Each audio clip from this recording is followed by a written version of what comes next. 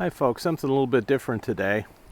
When you live out in the country, you have property line boundaries that you have to know and maintain to understand where your property starts, where it stops, so that you don't have any trespassing issues, or if you have to do any kind of building near your property line, you don't want to encroach on a neighbor or any other kind of thing you want to do there. You don't want to interfere with the neighbor, nor do you want them to interfere with you.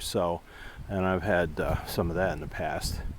But one of the things that our ancestors did that I'm showing you here is they would select a tree that sat on the property line, and that became an identifier for where the property line was.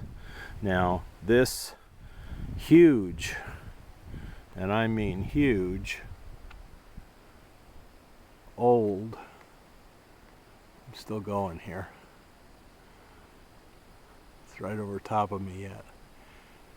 This huge old white oak tree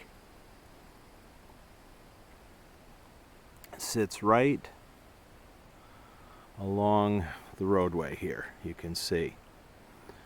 And the property line actually cuts across it on a right angle. It cuts straight across it and then continues up the hillside there. But they have maintained this tree and haven't cut it or done anything with it ever, because this was a boundary marker. Now, this tree, I'm guessing, it's hard to see from the camera, I understand that. Let me see if I can at least give you a little bit of perspective on the size here. See if I can do this without falling down.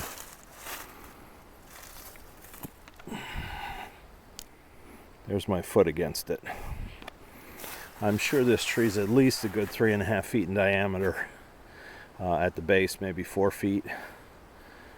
And it's very, very old, obviously.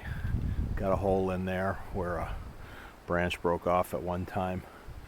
And it's got some dead on it, but it's still fairly healthy. I mean, it's an oak tree, let's face it. I'm guessing it's probably somewhere in the neighborhood of, I don't know, maybe 250, 300 years old, I don't know. But they used this as a way to remember where property lines were. So it was never, timbered or anything like that.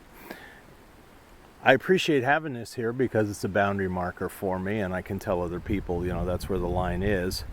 But that's what our ancestors would often do. They'd use natural monumentation to mark property lines. Now, I tell you this because if you need to try to find your property lines, you're not sure where they are, there could be that some of these types of natural monuments were on your property, a big old tree like this. This is on the extreme western side of my property, and as you can see, the township road continues up through that way. So if you didn't know what this was for, you'd just kind of drive down this road and get an idea. Oh, I wonder why that big tree is there. Well, that's why, because it's marking the spot.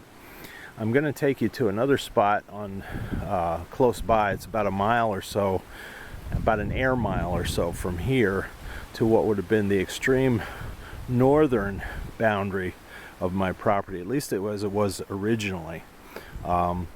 And there is another huge old oak tree there. That one sits by itself along a road, but in the field, and I'll explain that more when I get there. But again, that was also used as a boundary. So this is a bit of the history of our nation, or how we maintained and identified our property lines. And this is something that might come in handy for you someday if you're either going to buy property or you have property and you're trying to establish where your lines are. It's very possible that somebody in the past, and this goes way back from before my ancestors owned this property. This probably goes back to the Revolutionary War, I would imagine. So it must have been at least a substantial sized tree then for them to keep it as for the boundary, or maybe just as it grew they saw it was there, and because it was an oak they figured it would endure. I forget what they say oak trees can live to, maybe 400 or 500 years at best. This one, even though it isn't great anymore, probably will certainly outlive me and maybe my children and grandchildren. So I'll come back to you. I'm at the other tree so you can see that. these are the only two major trees on property lines for my land, or what had been my land, the other one. But who knows, maybe there were some that were there before that just died out and they had to replace them. But so I've still got this relic here, and I wanted to share that with you, and hopefully that's helpful to you if you need to do some looking on your own. All right, I'll come back. Okay, I'm now where it was the extreme north end of the property. You can see this huge tree here. I'm staying inside the vehicle because it's windy. You probably wouldn't be able to hear the sound very well if I did. But this is a gigantic, again, it's a big white oak tree. You can see how it's flared at the bottom. I'll drive a little closer so you can see it. But you can see it's still very healthy. It's full of leaves. Sits right along the edge of the road here. And it's been here, again, probably well over 200 years. My ancestors, when they bought our property in 1860, the same year that they bought the property, they sold off 60 acres, including this corner. And I don't know exactly why they did that immediately. I know when the Civil War broke out, there was a depression, like an economic depression. Maybe they needed money. Or more likely, this is around the time that the railroad came through here. I'll show you, that's just down a ways here. And the railroad cut off the rest of the farm, so maybe they thought it'd be better to sell it rather than to compete with the railroad. Again, it's hard to get a sense of just how big this tree is at the bottom. That's probably got to be between 5 and 6 feet along the base. Again, it was a marker. The line went straight down over the hill here to where it intersected with a marker coming from the south, coming north, what was the property line. But this was what they used to mark the boundary, and whoever has the property now has kept it. Maybe it's still marking a boundary, I don't know. But this giant tree is still here, and I'll show you just down here. Again, this is a small rural road here.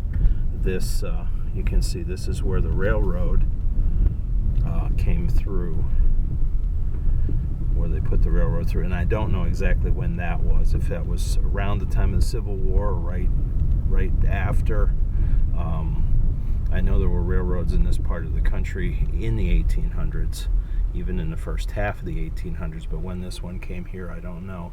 It did used to have 2 sets of tracks. Now it's just down to 1. It's still being used to a certain extent, but they may have decided that it just wasn't worth trying to keep that extra land, and then that's why it became, a separate parcel from the farm. But originally that was a boundary oak as well, just like the other one I showed you.